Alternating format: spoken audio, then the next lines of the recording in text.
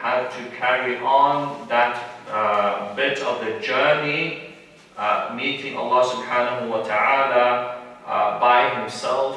And it is at that point where Jibreel alayhi salam, he recited the verse in the Quran, وَمَا مِنَّا إِلَّا لَهُ مَقَامٌ مَعْلُومٌ, meaning that the angels, all of the angels, they have fixed places.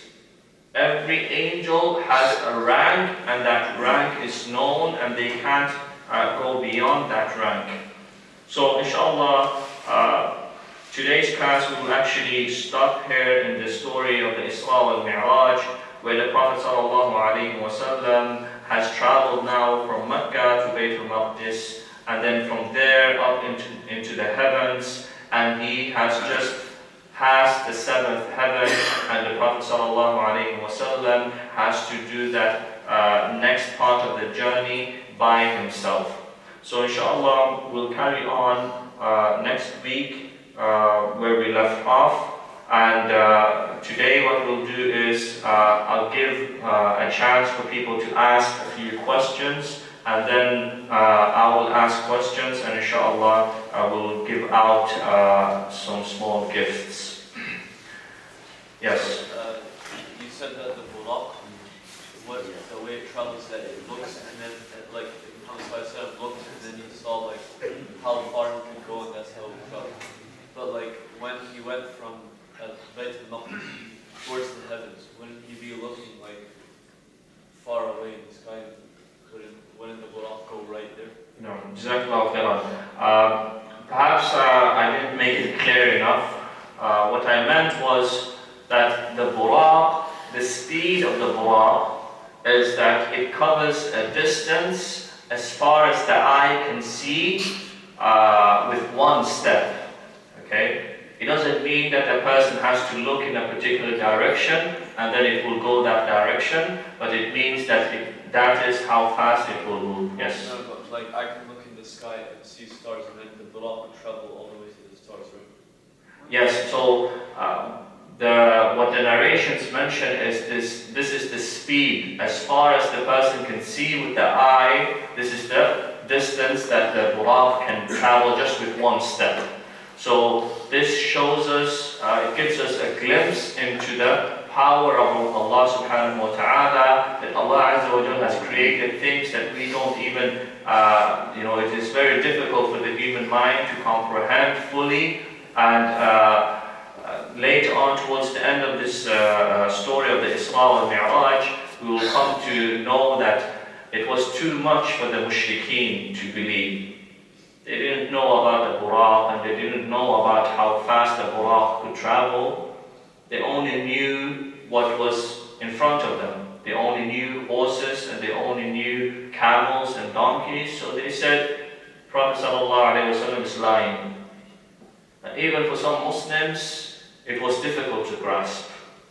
All that journey in one night, but as we will come to know, there were some of the companions that they did not have the slightest doubt. They said, if the Prophet ﷺ has said that he did it, he has done it.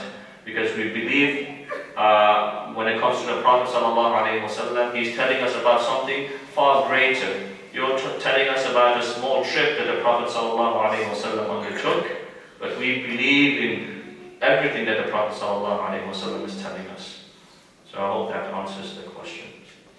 Yes? Did any of the companions of the Prophet ﷺ witness any bodily? Ones that traveled to the Taif? No, to the seventh heaven. Who witnessed it? Anybody witnessed this?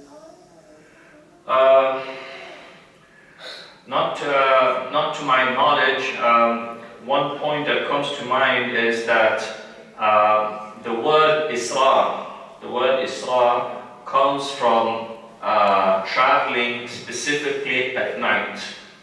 So as opposed to traveling during the day, Isra is only used for travel at night.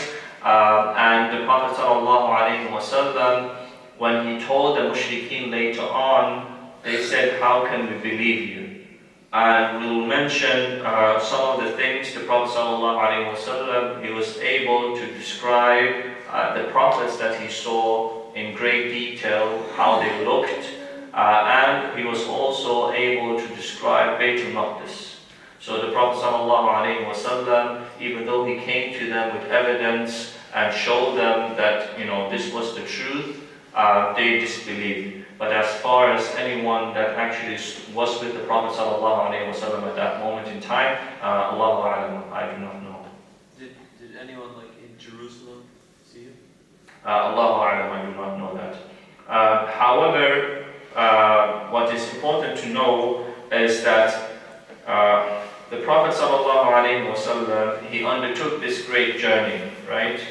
Now, today, if someone tells you they traveled to, I don't know, Toronto, okay? They went to Toronto and they came back the same day. Or they traveled around the world, or a great part of the world within one day. Today, with the technology that we have, we don't disbelieve that. We think, okay, it's possible. There's jets, there's airplanes. You can go to Toronto, you can go further, and you can come back. But what happened was, like I said, the mushrikeen, they only believed, and this is not only for the mushrikeen, but people who do not have faith, they only believe in what they can see right there at that moment in time. So because they can't understand something that travels faster than a horse, they don't know anything about future technology, they disbelieve. And this is mentioned in the Quran in Surah Yunus. The Prophet, Allah Azza wa Jalla says that they disbelieve in things that they have not even reached the knowledge of. They disbelieve in things that they have not reached the knowledge of. So just a while ago, there was, for the longest time, scientists were saying that nothing can beat the speed of light. That the speed of light is the fastest that it is physically possible to travel. And they put that down as a fact. Anyone that said anything other than that, they laughed at that person. And they said, you don't know anything about science, you don't know anything about physics and so on. Not too long ago, they actually found some particles, something that could travel faster than the speed of light.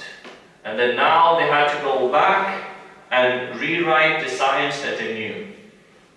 The point I'm trying to make is that today we understand, in our limited understanding, that a person can travel from Mecca to Bayt al-Maqdis and come back within one day. No human being would say that it's impossible, because we have the technology. But the other part of traveling all the way to the heavens and then coming back, non-Muslims will laugh at you. They will say, do you know how long it takes to travel to just the moon? It takes, with that amount of energy, it takes so much time, and there's light years, and there's this, and there's that. But again, they're talking based upon their understanding of reality. And perhaps in future, that understanding will change and the technology will become more advanced. Just maybe you could elaborate a bit about when you say that the rank level 1 to level 7 is based on preferable. But on the other hand, there are the prophets where they come with a book, right? Yes. So do they have some meaning? Because Harun gave the Lord in the fact that in level 5 and Isra and Yahya on Yeah.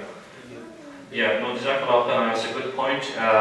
The brother is asking the levels of where the prophets were found. I said that it shows the levels that in terms of virtue, that one was above the other.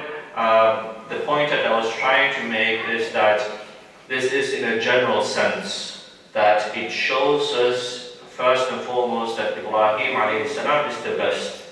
out of all the prophets except Muhammad sallallahu alaihi wasallam. And it shows us that Musa alayhi salam is the second after.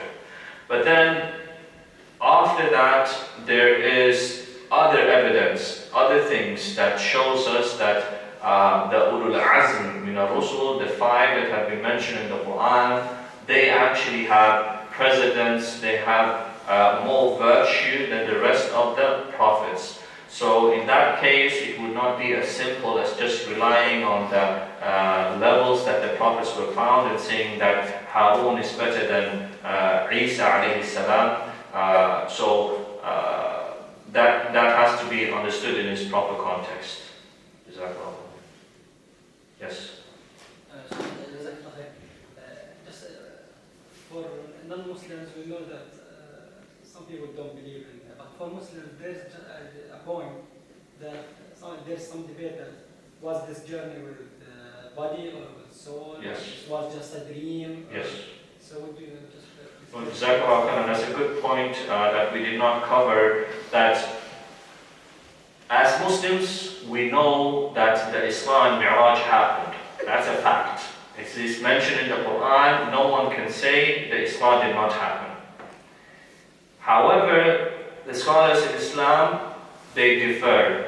Some of them, they say that the Prophet ﷺ, he traveled by his soul. It was only his soul that was taken, his body was left behind, almost like a dream state. He was taken whilst his body was left behind. Others, they say, no, the Prophet ﷺ traveled with his body and soul, physically was transported from one place to another place. So there's that difference of opinion. However, and this is where the majority of the scholars, they've come to this conclusion based upon evidence, is that they say the people that say that the Prophet ﷺ traveled with body and soul together, they are closer to the truth. Why? Because in the Quran, when Allah Azza wa Jal is describing this journey, Allah Azza wa Jal refers to it saying, Subhanalladhi asra bi'abdihi. Allah Azza wa Jal refers to the Prophet ﷺ as his slave. And the scholars in Islam, they've said, when abd is used, it means both the physical body and the spirit, the soul together.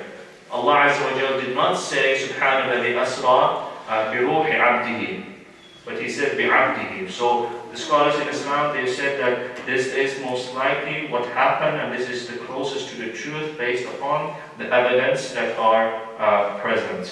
So that is a very good point. Jazakallah khairan. First of all, it is not difficult for Allah to take Muhammad with his soul and body, both.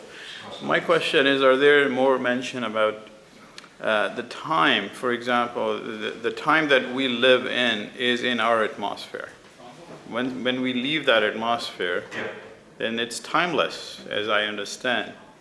So are there any mention about that, because he went and he did so many things and he still came back in the same amount of time? Was the time stopped, or he left this atmosphere and it didn't matter? Jazakallah khairan. The brother is asking about the reality that we live in now is confined by time and other aspects. But once you go beyond that, is there a place where those physical restrictions don't apply necessarily? The simple answer to that is that we can't say for definite that this is the case or that is the case. However, there are mentions in the Sunnah and sometimes even in the Quran where the Prophet ﷺ, he's made to see things that will come to pass. The Prophet ﷺ is made to see visions in the future of what will happen on the day of judgment, what people will say, what people will do. So even though that hasn't happened yet, and also we mention also in the upcoming classes, the Prophet ﷺ hearing footsteps in Jannah by companions that haven't passed away yet. So this, if interpreted in that way, you could argue that this is completely different to what we are used to in the world. But to say for definite, then we have to be very careful, and we have to stop where the scholars of Islam have stopped. If there's evidence where a scholars have said or have debated this issue, saying that this is the case based on these evidences, then yes, we can follow that opinion. But other than that, it is a dangerous area to speculate. Yes. You said that Prophet Muhammad when he got to Al-Aqsa mosque, he prayed with the prophets. Right? Yes. Because I know that some scholars say that there's like 120,000 prophets. Did he pray with all of them? Because if he prayed with all of them, then I don't think Al-Aqsa might not fit all of them. There is no mention specifically saying that he, ﷺ, prayed with all the prophets there. What the narration says, he prayed with the prophets there. That does not necessarily mean that every single prophet was there, but it also does not disconclude the fact that it might have happened. But again, when it comes to these kind of things, things that are part of the unknown or the unseen, it is what we should be careful in doing is trying to apply our logic to something regarding the unseen. Because if that is the case, someone might come to you and say, well, the prophets are already dead. How did they come back to life, and how did they pray with the Prophet ﷺ? The simple answer is Allah Azza wa Jal brought them back to life, right? And the same answer would be, if someone says, how did all these prophets pray with the Prophet ﷺ at